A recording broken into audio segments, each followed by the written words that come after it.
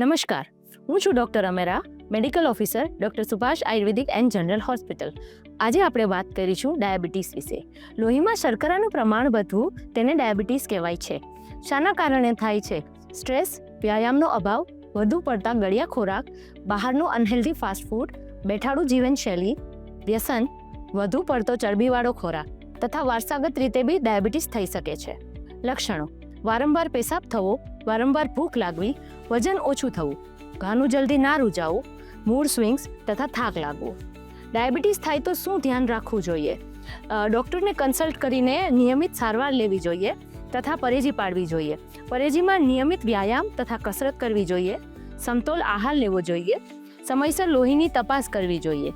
ગળ્યા પદાર્થ ઓછા પ્રમાણમાં લેવાના.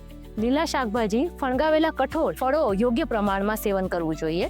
વિટામિન સી યુક્ત ફળોનું સેવન વધારે કરવું જોઈએ.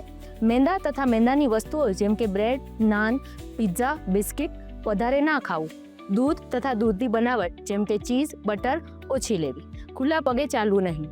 ડાયાબિટીસ એ એક જીવલેણ રોગ છે, પણ સમયસર અને નિયમિત સારવાર તથા પરેજીથી તેને સારી રીતે મેનેજ કરી શકાય છે. Thank you.